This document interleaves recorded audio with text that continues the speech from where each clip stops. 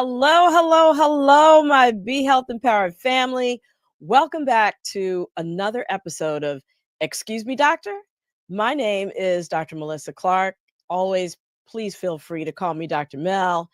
And we're here doing what we do each and every week, bringing you the health information that you need to make wise health decisions, not just for yourself, but also for your family and for your entire community. And if you are tuning in for the first time, we really, really appreciate you and hope that you hit that like button if you're checking us out on Facebook and that subscribe button if you're checking us out on YouTube. We really appreciate you for that. And then, of course, if you are a longtime Be Health Empowered family member, you know that we cannot do this without my wonderful co-host, Miss Lila Mays, Mr. Wayne Bruce. What is the word for the day? How y'all doing? What is the word for the day? We lost the compadre. That's the word for the day. Lost compadre. Searching what in for our the lost entire compadre. Hey, we can't. Can I cuss? We can't cuss on your show, Dr. Mel. No, we can't do that. Because it's about health. Wow. Right, exactly. Well, I'm missing. I feel like I'm missing you. Singing to Lila. Where's Lila? I don't know where she is. Hopefully she will resurface soon. I mean, I know it's been hot outside. Hopefully she hadn't melted, you know. Yeah. And speaking of which, I hope everybody is keeping safe in this heat. I mean, we're seeing 102, 103 degree temperatures out there. So please, please, please remember to stay hydrated, especially if you're on any kind of medicines for high blood pressure or, quote unquote, water pills that dehydrate you. If you're a coffee drinker, all those things are going to make you dehydrated. So make sure that you are staying well hydrated. Those 2 liters of water. If you're out there working in the heat, you're going to need more. So just stay safe out there because it's that time of year. I'm sorry to laugh and talk over you, Dr. Mel, but you said water pills, and that so reminded me of my mother and my grandmother. Baby, I gotta take my water pills. And I didn't know as a kid. I didn't know why they would be yelling at everybody, get out the bathroom. I didn't know about that stuff. Yeah. Right. Because you take them, you got to go. Here is magically appeared. When you I know there's a glitch in the matrix. She's magic. Well, we are so happy to have you, Lila. How you doing? Thank you. I'm glad to be here. I don't know. There's a glitch in the matrix over here. So, but I am very happy to be here. I'm glad you glitched back. That's what's most important. That's right. So what is up for this week? What are we getting into today? So look, all right, let's talk about something we don't nearly talk about or we don't celebrate enough. That's Black men showing love for each other, not in crisis, not in competition, just in connection. Yes. Yeah. Strong friendships, real conversations, inside jokes, and loyalty that runs deep. Y'all act like y'all just be watching the game, but that's just the surface stuff. You do exactly. You do know. And this is Men's Health Month. And so that's why we're talking about this really important topic tonight. And research shows that these kinds of friendship bonds can have powerful effects on your health. Strong male friendships for all men, but especially Black men, can really boost mental health, reduce stress, and even help you live longer. Right. So share this to all the men in your life if you're not a man, and share this to your brothers and cousins and family. Mention something about your friendships. I know I have a lot of friendships and a few close ones, and I've lost a few recently. And so, but today we're just spotlighting the healing power of brotherhood, right? The kind that lifts you up, keeps you grounded, and reminds you who you are, right? Everybody got a funny story about you. And we're doing it with two amazing friends, both actors who y'all probably will recognize. They're going to make you laugh, think, and maybe even text your homie to say, "Hey, man, I appreciate you," or "Good night," like they're doing on TikTok. Oh, Maybe, yeah, maybe you call your homie and say good night. Yeah, You're right. I just want to see how you doing. Make sure you were tucked in. What? That's the funniest. That's the funniest. So we have also an incredible psychologist joining us, who's really going to highlight, the effects of men's love, loyalty, and laughter, and how that translates to health and healing. Yes. Yes. Yeah. So y'all remember, write your questions in the chat, share. Because this is going to be an amazing opportunity to talk to these folks once they're done chatting. Great. Well, we're going to see y'all back in just a little bit. I am going to introduce first these two actors who I know you all are going to recognize. First off, we have Mr. Curtis Cook. He's an actor, writer, and director known for his TV roles on The Chi, Duda, you all might recognize, Netflix House of Cards, Luke Cage, Narcos. He has multiple film credits and stage credits, and he's also a father of 5 and grandfather of 3. And let's go to some of his work. And my church at risk. You knew that going in. Well, now the price is going up. You know what? Let me just take my money elsewhere. I'm your only option. Says who? Says me.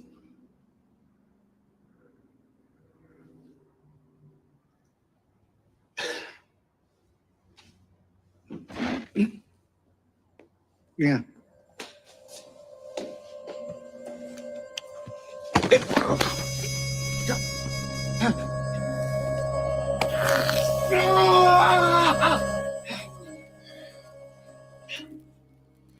A deal is a deal. Do you understand? Understand? Huh. Wow. Welcome, Curtis. Thank you. Wow. You know what? I haven't seen that. I didn't see that. I didn't see that shot. I didn't see that scene play out. And dare I say, woo, that guy, he's a something. You said you can't curse on your show, so I ain't gonna say what just popped in my mind. That's why the move came out real quick. But thank you. Thank you for Absolutely. showing me. We are delighted you are here. And that you are here with one of your longtime friends. And I hope what you did in that scene, you've never done to him. And so our next guest is Marcuis Harris. He is a director and actor known for both his dramatic and comic supporting roles. You've probably seen him on Grey's Anatomy, NCIS, The Good Doctor, HBO's comedy series Vice Principals, and ABC's The Crossing, a show that I absolutely love. And he's soon to be on an upcoming P-Valley episode, so watch for that. And let's see some of his work. Those are our rules. Listen, we've done everything you've asked of us. And Agent Wren, she assured us that we were on a path to citizenship. Now she's gone and walls are going up. It's not what you think. But this is not a prison. You make promises, but you don't have the power to keep them. You're just another one of their lapdogs. You want to be a good dog? Here.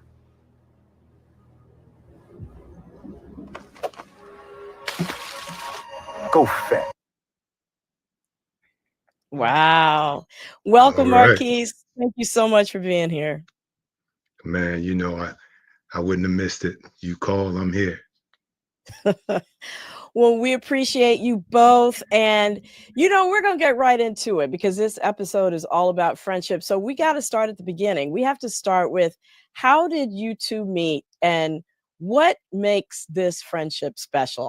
I'll start with you, Marcuis. Oh, wow. Wow. you know, if you got friends from the 1900s, then you can really call them friends. And I don't mean people you know and associate with. I'm talking like, yeah. So me and his brother, we met at a show that Curtis wrote, directed, and produced called Trapped. This had to be early 90s, I want to say. Yeah, probably like somewhere in the early 90s. Now, mind you, prior to meeting, we would see each other. You know, in New York, you run into people all the time on the train, at events and readings and plays, whatever. So we had seen each other. We were familiar, I think, with each other. But I officially met him at a performance of one of his plays, and it was the first time when I connected who he was with what he does. And it was not just the work, but he was also there with his family. You know what I mean? Like his lady at the time, the children were there in the midst of all of it. And I was like, we happen to have children around the same age. I'm looking at him going, okay, that's how this can happen. That's how this could work. You know what I mean? It was an example right off the rip. Right. You know, right. It was a bit of a mirror of my own life. So that was the first time we had officially met. And then just over time, we started hanging a little bit more and a little bit more and talking more and then dreaming together and collaborating a bit. And and then it culminated into us, forming a theater company together, Tupu Crayley Theater Company. Oh. Yeah, wow. And so okay. I did not know that. we did some really, I think we had 2 solid seasons of original work, and we would solicit work from friends or other writers that we appreciated, and we put up a plethora of really good work with a collaboration of artists and friends that we all had.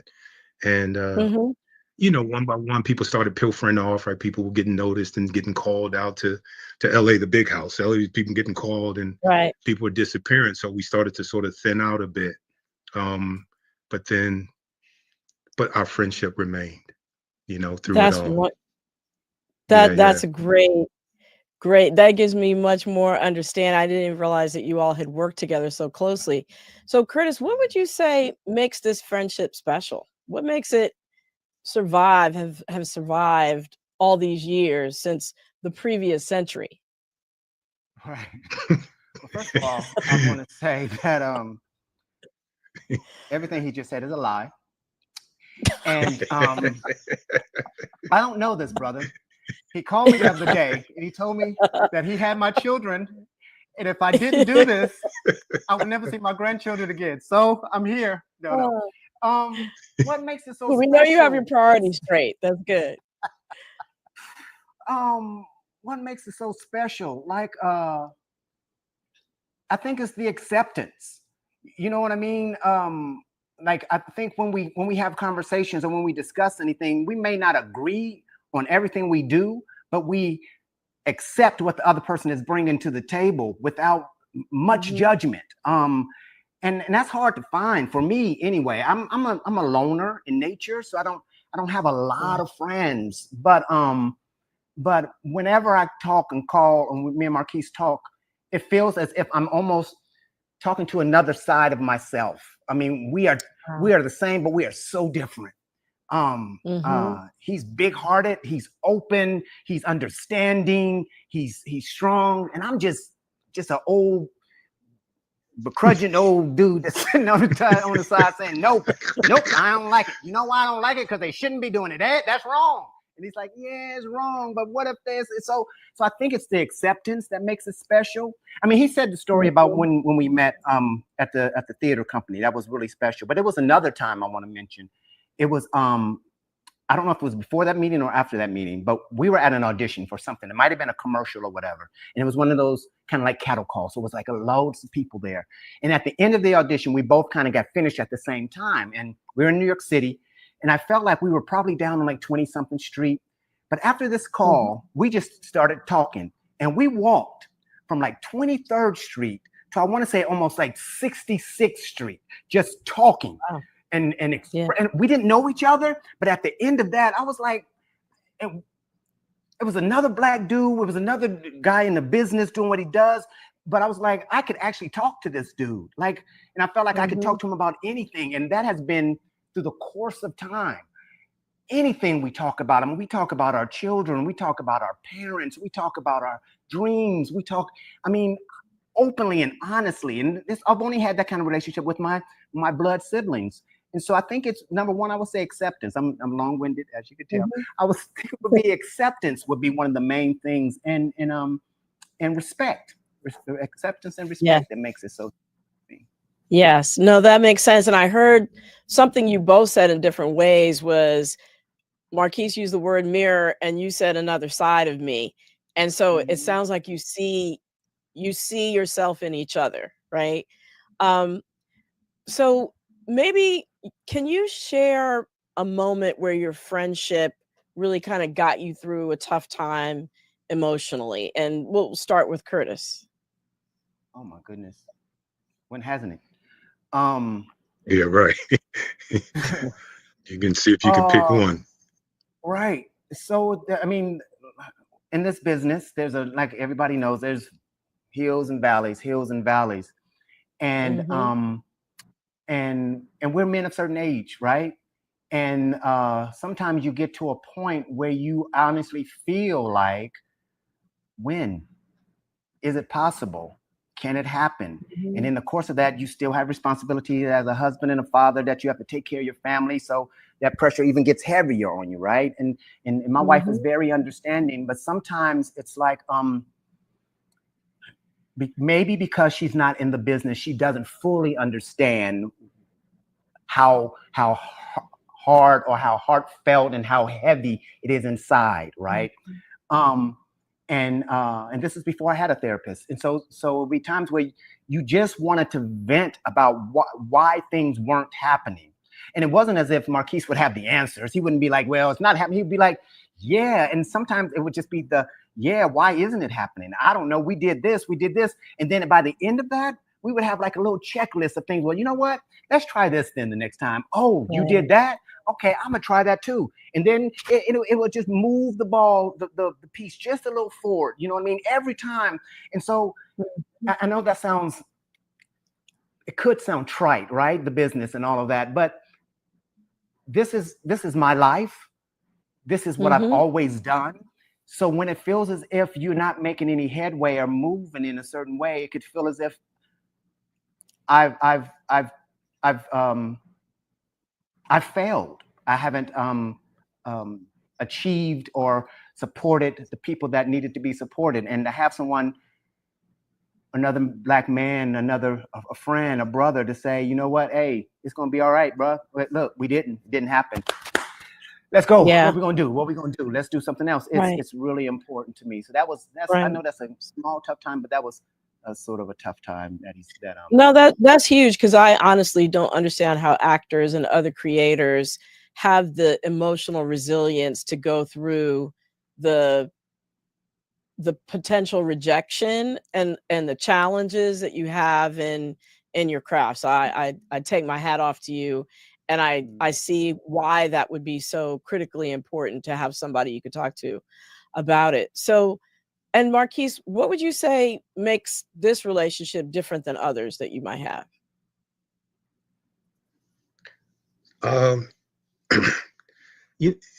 Curtis mentioned this earlier. This sort of acceptance, this transparency, right? This ability, and so it's interesting. Vulnerability gets a bad rap, right? This idea that being vulnerable, a lot of guys I know sort of shun away from that because there's a negative connotation sort of attached to it. But I think I don't mind being vulnerable, because I think along with being vulnerable comes a bit of discernment, right? Understanding and knowing who you can be vulnerable with. And so for those who are watching who are like, yeah, vulnerable, I can't do vulnerable, I'll just say transparent, right? Yeah.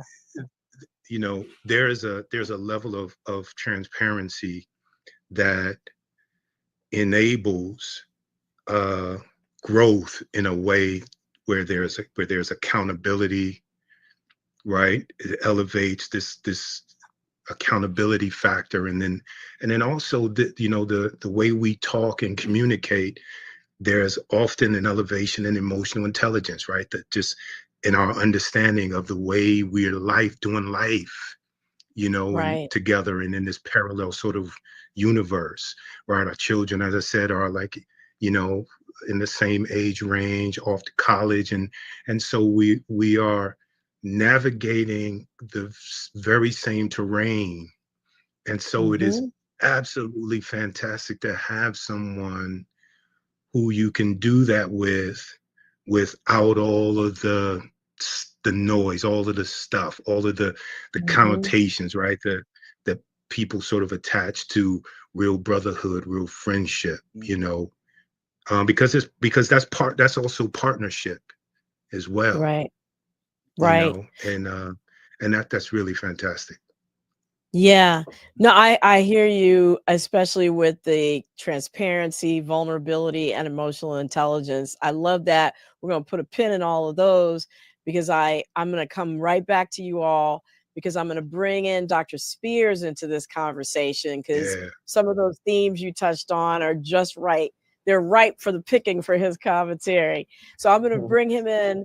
Dr. Kenneth Spears, he's a licensed clinical psychologist. He's a staff psychologist at El Camino College in LA, Los Angeles, California, and also a mental health consultant for the Los Angeles Job Corps Center. So has expertise in talking about how these things pertain to young people. Welcome, Dr. Spears. Thank you so much for being here. Thank you so much for having me, Dr. Mel. Absolutely. So let's start off with the big picture. Why are male friendships such an important yet often overlooked component of men's overall well-being? I think the answer to that is right in the question. I think because they are overlooked, as if we don't believe that we can have this closeness and be vulnerable and be transparent when we actually can. Oftentimes, we're socialized to be very restrained, especially emotionally restrained, to not speak with emotional words and be too intimate, when actually those are the very traits we need to establish meaningful connections with each other. Makes total sense. And a lot of times, men's friendships often revolve around things like sports or um, you know, games, things like that. How might that affect their ability to form deep, meaningful friendships? Well, I think it's a great place to start, but at some point you have to go beyond that. It's kind of difficult to be open and to talk about things that are really affecting you in a group environment. So I think that may be a great place to start, going to sporting activities together, engaging in team sports together. But at some point, just as we heard from Curtis and Marcuis, they were in the same spaces a lot of times with other people that at some point they connected. They were able to start having conversations. And, one of the things that served us in doing this is, at some point, we've hopefully been socialized to create healthy boundaries. So in having these conversations, we realize, we can become closer to, who we can become a little bit more transparent with. And that's what we should do, even though we start off with shared activities. Right. How can we, Marquise talked about vulnerability and transparency and emotional intelligence to work with a lot of young people. How can you, or how do you help to translate those sorts of skills and social tools into helping young people and boys understand the role of friendship and how to build these kinds of skills? I spent a number of years working at the Northern California Youth Correctional Center, and I actually started a psychoeducational group centered around vulnerability because I heard one of the young men say to me one day when I suggested being vulnerable with a family member, he said, vulnerability will get me killed. And so I had to kind of redefine what I meant by that, and once again, I had to bring up, like, you have to know who you can be vulnerable around. But the best way that I have found to demonstrate these to the young people that I'm working with is by kind of modeling that when appropriate. They won't believe it's true until they actually see it. And so in the spaces that I work in, it's often there are opportunities for me engaging with staff members or colleagues when I feel it's appropriate, and I can kind of model that for them so they can understand how that can be beneficial for them. That makes sense. That modeling, that mentorship, and as Marquis described it, transparency. I think that's also another word that might not be off-putting to some people who might be afraid of the word vulnerability. So I really love that he used that. Yeah. So let's transition a little bit to sort of the health benefits of strong relationships. From a psychological perspective, how do strong male friendships contribute to your mental health? You know, Dr. Mel, there are several studies that have demonstrated to us that strong friendships protect us in part because they help us deal with stress in an adaptive way. You know, one study found that strong friendships and connecting with individuals who you found supportive even lowered the way your blood pressure responded to stress. Individuals who have a close friend by them, either literally or figuratively, while they're going through a tough time, have less heart rate reactivity. So we know that poor mental health is a large contributor to morbidity and mortality among Black men. And there's so many barriers that can present themselves when we're trying to access therapy. So social supports and friendships kind of stand in that gap for us. No, that makes perfect sense. And when you said the word stress, you know, I often talk about the 5 self-health actions, things that we can do for our own self-care: food, water, movement, sleep, and how we manage the stressors in our life being the most important in terms of, you know, chronic diseases, like you mentioned, high blood pressure, diabetes, those kinds of things showing up in our lives. And the role, therefore, that friendship, because it affects stress, as you mentioned, has on all those kinds of chronic diseases showing up. So do you know, is there any correlation with longevity? Most definitely. Individuals who have strong supportive friendships, and for those who lack them, they found that they're at risk for premature death, just as someone who may be smoking 20 cigarettes a day would be at risk for premature death. Wow. That is truly profound. I want to bring Marquis and Curtis back because I want to understand a little bit more about how friendship has evolved over time. So I'll ask Marquis first on this one. What have you learned about being a better friend over time as your friendship has evolved?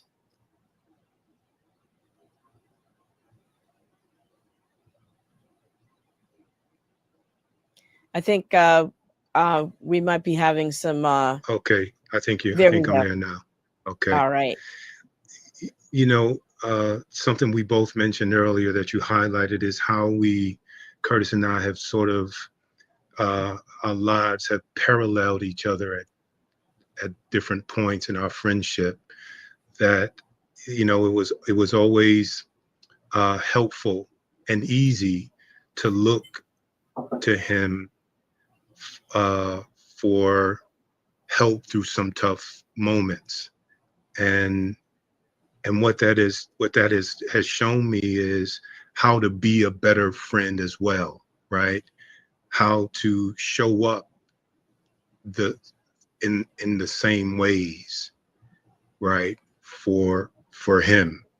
And so overall it is I think I've become a better friend, but a better man, a better husband, a better father, you know, my life has definitely been elevated, you know, in our nearly 30-year friendship, because we have been friends this long. Great. And Curtis, how would you say that your friendship has changed over time?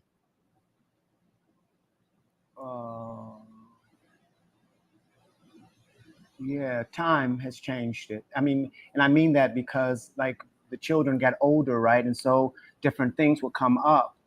Like I'm I'm sorry, so many things just kind of rush through your minds. And when you start to think, when you ask me about our friendship and I go through the years, it's like so much information just kind of comes and I have to kind of stop it and be like, okay, pick something out of there, but it just kind of floods through. Yeah. So I'll just say it was,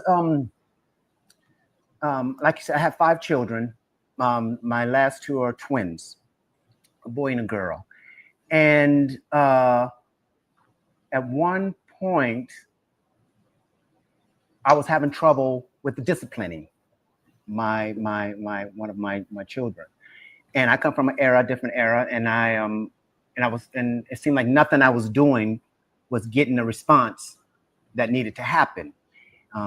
With like what I was doing with my oldest children. This child right here who just walked in, actually, this child right here was a challenge. So because of the years of together and because he has children, like you said, about the same age, I was able to go to him and say, bruh, I am trying all of this stuff. I don't know what else to do right now. And he was able to give me a different way of looking at it and a different way of tackling it. And dare I say, he gave me that and I tried it and it didn't work. But what it did do, what it did do was gave me another perspective on how to deal with certain things. You know what I mean? Because that child is going to be that child. You know what I mean? And I think it was just his aura and his energy, and that's who he is, right? And I just my job became on learning how to love him for being who he is and trying to keep him safe as he grows into manhood and become who he was. So it was the advice I was able to go to Marcuis, and because of the time that we've been together and because of the life that he's led with his children and his brothers and family members, he was able to give that back to me. And I don't know if anyone else readily and as openly I could have gone to someone with, right? And trusted with, and we had seen each other go through it all the years together. So it's like, how do y'all do? And something else too? I remember Marcuis used to have this thing, and I tried to incorporate it into my family. He used to have this thing he did with his children where it was like, I thought it was so cool, where you can say what I'm gonna give you this space right here to say whatever you need to say to me and however you need to say to me, say it. So if you need to use profanity, it's okay. And this space right here. So I need to hear what you're feeling and how you're dealing with it so that we can address it and make and find a solution. And I was like, that is so cool, because my parents never did that to me. I never did that with my children, but it was something that I wanted to incorporate in my family because I saw it working and it made a difference. I don't know if I answered your question, but I'm gonna leave it there. No, I think that's great, because it sounds like through the years, as you've encountered different situations, you've been able to sort of leverage Marcuis's unique perspective that you might not have had to come up with really practical life solutions. Most definitely. Yeah. No, that's great. And so speaking about practical solutions for men who might feel isolated or wish to strengthen their current friendships, what practical advice might you offer from your own friendship to help them get started in that process of either strengthening their current friendships or feeling less isolated? I'll go to you first, Marcuis, on that. Yeah, wow. You know, I can't stress this enough, this part. And, you know, experience certainly teaches this quality, but discernment is everything when it comes to friendships. And some people see some people mistake discernment for judgment. And I think we all are guilty of judging for sure, but I think it's okay to judge when you're discerning whether something is good for you or not. Sure. Right. And, you know, it's the discernment that helps you to recognize who deserves a front row seat in your life. And sometimes, you know, we elevate people to spaces that don't necessarily belong or deserve to be there.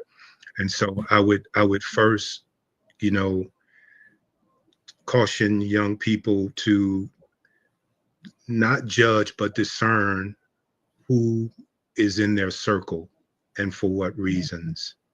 And then be open, right? Be open to, you know, I used to say, man, I'm too old for new friends. You know what I mean? Like the friends I have or the friends that I'm going to have. But I was closing myself off to opportunities to have great encounters and possibly develop real friendships. And I think, you know, if we remain open, you know, with discernment, we can see those people who are really meant to be, you know, in our lives and to be in relationship with. And so, yeah, so I would say that be you know, get better at discernment and be open. What about you, Curtis? Anything to add there? Yes. I'm just piggybacking on it. And I would, with that, it's time too. I mean, the time that you choose to spend with people. So I think you have to make efforts and to say, you know what, I don't know if this brother is cool, but you know what, I'm gonna just ask him if you want to go out for a drink. You know what I mean? Just to sit and talk. And then as you spend more time with that person, it may be easier to discern if they are or not. But you have to put yourself out there to just say, you know what, I don't know, I'm gonna go over there and hang out with him. Maybe he doesn't mind, or to go to the park, to do whatever else. And then during those encounters, you can, you know, begin to once again be open, just start to talk about things, and then you can kind of feel if, you know what, maybe this isn't the right match. But it's you have to make that step in order to find out if it's going to be or not going to be, though. I think so. Definitely discernment and the openness and the time to get to know something. And you mentioned that you were a loner, so that means a lot, that you have to be intentional about creating friendships and creating the time. I think that's great. And I want to go back to Dr. Spears, because I want to pick up on, you know, that concept of being a loner and loneliness. How would you say that the fact that there's research suggesting that loneliness can be as harmful as smoking or obesity, how do friendships buffer men against those kinds of risks, especially as they age? And I want to pick up on that thread that Marcuis left about, you know, I got all the friendships that I need, you know, I'm shutting it down.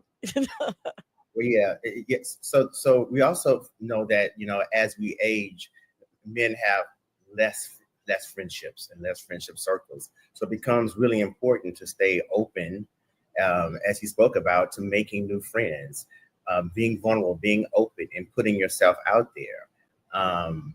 If not, the isolation, you know, can increase negative thinking, critical thinking, overthinking, and all those things can lead to depression and anxiety. And while interventions for mental health can be helpful for that, while you're not connected to your mental health provider, those social supports can be very effective and very helpful. Yeah, I think Curtis mentioned the importance of, well, he didn't have a therapist at the time, and how that friendship really helped in terms of, you know, having a sounding board and having someone else to talk to. And this is a question for everybody in today's sort of digital world. I'll start with Dr. Spears. How is social media and remote work influencing the way that men connect? And do you think that these platforms are helping or hindering the formation of like real friendships? I think for some people they can be helpful, and for some they can be hindering. Here's the thing. I think some are more primed to be a little more social and can use the social media in a way where it does not distract from them making real life connections. But there are other individuals whose life circumstances may have them more fearful of rejection. And so they won't try to be as socially connected in real life. And they'll use the platforms, or they'll overuse those platforms to feel connection, and not really getting connected all that they can out of the connection, out of the friendships. Right. And I know both of you have boys, Curtis and Marquis. How have you sort of helped them navigate social media in terms of helping to give them the tools to be able to form real friendships? I don't know if I have, to be totally honest. I was thinking the same thing. Well, can I say something about the MEL? Sure. What I enjoyed hearing earlier when Curtis and Marquis were talking, and Curtis was speaking about taking the advice from Marquis about how to deal with his son. Mm-hmm. You know, not only was that like sharing of information and support, but in creating a space where your children can say anything they want to, what you're doing is you're also teaching your children how to express themselves. And that is another tool that they're going to be able to use in forming meaningful connections. Absolutely. So you didn't even know you were doing that, did you? No, listen, I was just trying to let the steam out the pot. You know what I mean? Because, you know, you can always feel the energy in the house, you know, when it's full of life and other people. And oftentimes you could, you know, I would feel just a degree of tension, you know, and you can connect it to something or another, but it was always important to me to get a sense of what they were thinking about it and feeling about it, or where it started, you know, what the origin of the feelings were. And so, and it really was born out of the one thing as a parent I've always wanted was to have a real open line of communication. Mm-hmm. And that was my way of telling them and showing them that no matter how bad it seems or how rough you think my response might be, there's always a place for us to communicate. And then we can go from there and figure the rest out. And so I found that has really helped. Yeah, no, and communication is the bedrock of friendship, right? Being able to express yourself and be in touch with your emotions and express those emotions in a constructive way. So I think that's amazing. I just want to close with one question before we get to the audience, because I know they got questions and comments. And this is for Curtis. If your friendship with Marquis was a message to the next generation of young Black men, what would it say? Yeah, what would it say? What would it say? I want to know. Right. What's the brand message that it'd be putting out there? I think the one of the biggest things that is possible, right? I think because of what we have and who we are, dare I say, two successful Black positive men and strong father figures and examples in our community, and not afraid to dap up, you know what I mean? To cry on the phone to each other, to tell some of our darkest secrets to each other and still be cool. I think the message would be that you can have that, and it will make you, and it can make you better. It can strengthen you. It can be a foundation for so much more. So maybe that is possible. Could be the message. Fantastic. Thank you all. This has just been a wealth of information. I'm going to see what is going on in that chat. Lila and Wayne, if you all can come on back in. So much has been shared, you know, that pertains to our health and how friendships. Tell us what the people talking about. Yeah. Go ahead, Lila. Lila? Can you hear me? The people want to know. The people want to know, how do the women in your lives support this friendship? Good question. You want me to go? Well, look, They do until we've been on the phone for 4 hours and it's cutting into dinner time or some other plans we may have. Because I tell you, for those who don't know, Curtis is in New York and I'm in LA. And so majority of our communication, particularly now, is over the phone. And so we can lean on the phone for hours, just talking about, for hours, literally. It would whether go from we're one thing, we just talked collaborating. about a peanut at one point, and the next thing we talking about the election and what's going on in Iraq and Iran. It's the scope of all things. It's so varied, and we're all over the place. But at the end of the conversation, there's always there's some marching orders. You know what I mean? There's like, okay, here's what we need to do next, whether we explicitly state it or not. There's always something in our conversation that gets accomplished and moves us to the next place. And I gotta say, I think our wives, and I'll say this for Curtis's wife as well. I think our wives have been not just fully supportive, but encouraging. We ain't talking to them.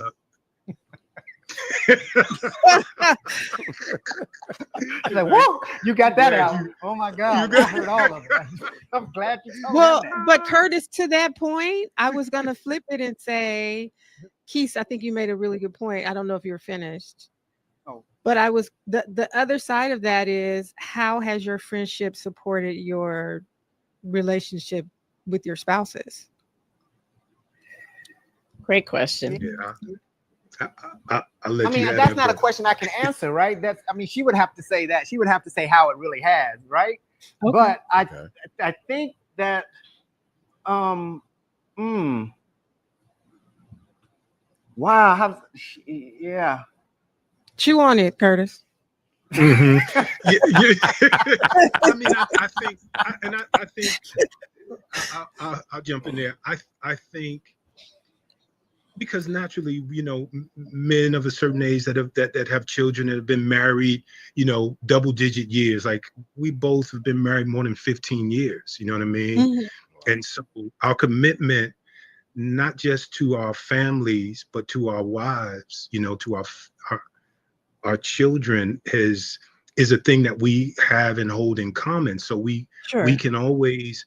What inevitably happens is we'll realize, oh, you're going through that too? Yeah, I'm kind of dealing with the same thing. And then we talk it out, and it's like, yeah, that actually helped me. I can take this and walk it out in my shoes, And so I think it naturally happens because, again, we've been in parallel universes, walking this journey together. Okay. Are you signing off on that, Curtis? Yeah, that was good. That was good. We're gonna roll with that. So we have a question for the audience. They ask, does living in a different state impact your friendship, or does it just strengthen the bond of the friendship? I would say that it strengthens. Because sometimes, when you feel like you can see somebody, and because you're in the city and your proximity is really close, I don't think people do it as often. I think because we are so far, and it's like, oh, I don't know when I'm gonna get to talk to him again. Let me call him and see what he's doing or how he's doing or whatever, because he's so far away. So, prime example of that, Marcuis was just in New York not too long ago doing some business and for a few days. And I was like, I should get down there. I should go see him. He just got to New York, but I was like, nah, I ain't driving down to the city. I'll call him later. I'm gonna talk to him later. But so I think sometimes when people are close around, you kind of take it for granted. But I think because he is so far away, our conversations get longer and they get more in depth because we don't know if we're gonna be able to talk to him tomorrow or next week or whatever. Mm-hmm. And then also too, because we're across the country from each other, the way the world is moving and events are happening, it feels more necessary to just check in with each other around events in the world. You know what I mean? Whether it's bad weather or the fires. Perfect example. You know what I mean? So we find ourselves really checking in, doing a wellness check. You know, that's oftentimes the biggest part of our, you know, as our lead in. You know what I mean? How you doing? Y'all good? And then we go into the next 3 hours on all kind of other stuff. Yeah. Dr. Spears, you mentioned that when you used to work in, I'll say law enforcement or the judicial system, there was someone who said vulnerability is weakness or felt like weakness. So to that point, there are probably a lot of young men period, who feel socially or culturally that they can't be expressive or vulnerable or soft in their friendships. And I just wanted to come back around to that. You talked about sort of modeling behavior and being a mentor to those young people, but how do older men sort of get out of that if they're stuck in this, I can't be expressive or transparent with my friends? Yeah, well, hopefully there's someone in their lives who will, you know, push back against that narrative. But if they're not, you know, I find that at some point we begin to look for solutions to our problems. And when the problems become very heavy, we will begin to consider solutions that we never thought that we would before. So I would hope that there are people in their lives, you know, oftentimes the men who I see in my practice or on campus who are struggling in this way, I would say 50% of the time they come is because of a relationship issue. And then we get to understanding what's not connecting in the relationship, because there is a fear of being too emotional, too open, and too vulnerable. We get to go there. But for those, you know, who may not have access, well, I would say we always have access to something. Yeah. And so I would say, you know, in your support system somewhere, there has got to be at least one person that you feel that you can trust. And to start with that one person. Wow. So I have a question. Great advice. I have a question, Doctor. That is a good question. That how do you think that social organizations or fraternities? I know, Curtis, you're a fraternity guy. How do you think they play a role in male bonding or friendships? Accessibility, strong, going through that whole process of crossing over and sharing so much stuff with another brother who's going to be there to support you no matter what. It means a lot. So the fact that, you know, I know at any given time that I have other brothers to call that would definitely do everything in their power to help me get through it is majorly important. Phi Beta Sigma Fraternity Incorporated is one of the best ones, just in case anybody's thinking or asking. Curtis, don't start it, Curtis. It's one of the later ones. Okay. But listen. My grandfather was a Sigma, so shout out to the Sigmas. But I think it's if important. I'm not mistaken, Dr. Mel, your husband is a member of Kappa Alpha Psi. But that's true. Okay, well, I do remember that. Dr. Spears is a member of Alpha. Fraternity Incorporated. Shout out to the Alphas. Come on.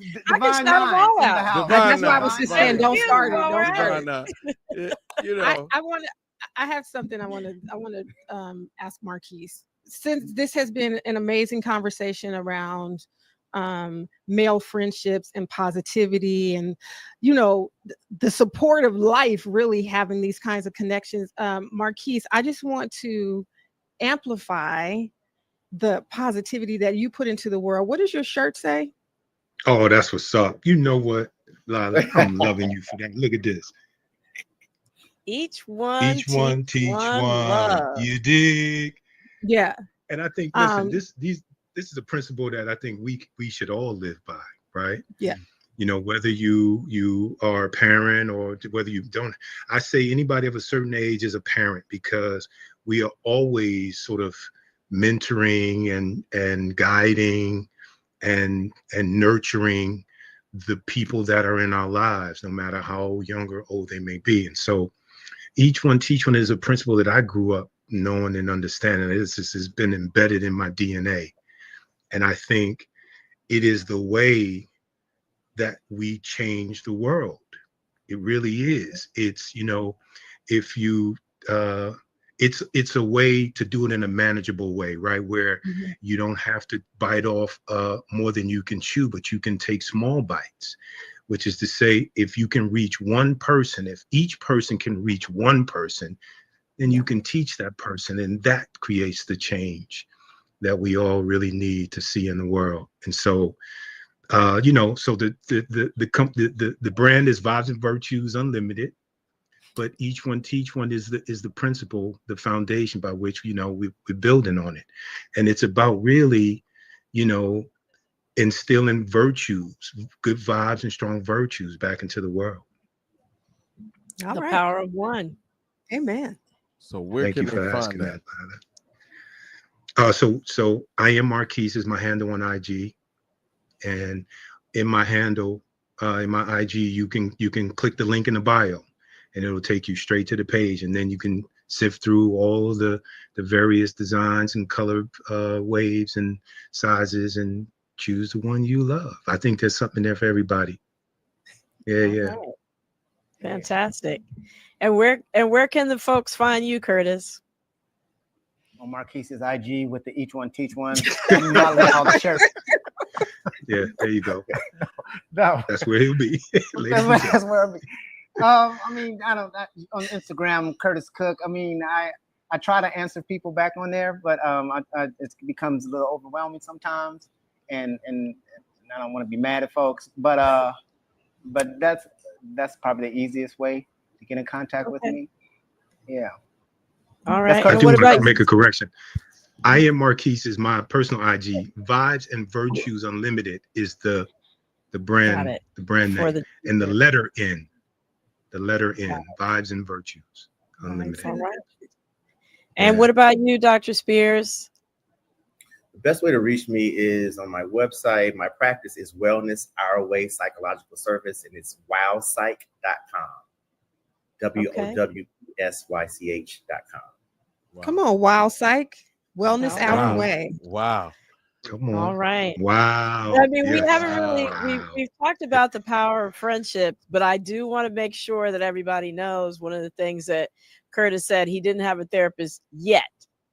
So, I think it's important that everybody, he said everybody get in touch with their mental health. It can be, you don't have to wait till you have a problem. It can be your preventive maintenance. Yes. So commercial out there for thinking about and focusing on your mental health in this Men's Health Month. We thank each of you, Dr. Spears, Marquis, Curtis. Thank you for giving of your time and your wonderful advice, sharing your stories and your wisdom and your wit. We really appreciate you. Of course, my fantastic co-host, Lila Mays, Wayne Bruce. Yeah. Thank y'all. Yeah. Hey, and until I see you, remember, be wise, be well, and be health empowered. Take care.